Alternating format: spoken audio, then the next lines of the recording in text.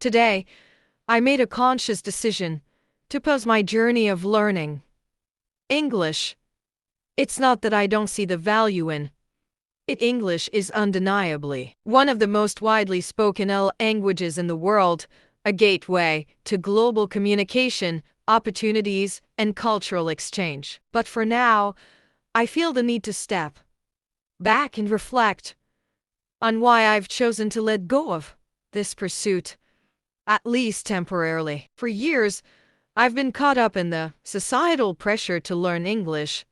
It's often portrayed as a necessity, a skill that can open doors to better jobs, education, and connections. But as I've tried to immerse myself in the language, I've noticed a growing sense of frustration and disconnection. It's not just the grammar rules or the endless vocabulary.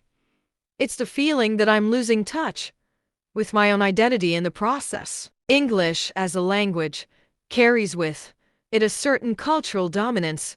It's easy to feel overshadowed by it, as if my native language and the traditions it represents are somehow less important.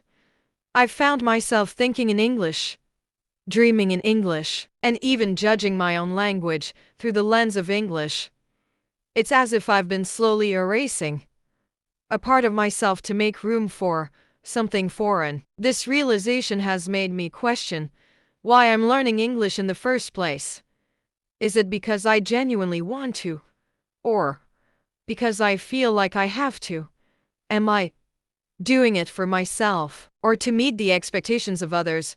These are questions I need to sit with, to explore without rushing to find answers. For now, I've decided to focus on nurturing my connection to my native language. There's so much beauty and depth in it that I've taken for granted. I want to read more literature in my language, write poetry, and have meaningful conversations without constantly translating my thoughts. I want to feel grounded in who I am, rather than striving to become someone I'm not. This doesn't mean I'll never return to learning English. Perhaps one day, when I feel more secure in my own identity, I'll approach it with a renewed sense of purpose. But for now, I'm giving myself permission to let go.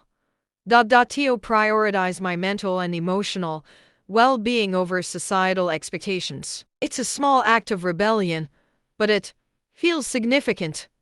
In a world that often values conformity over individuality, choosing to step away from something as universally encouraged as learning English feels like a way to reclaim my autonomy. It's a reminder that I don't have to follow every trend or meet every standard to be worthy.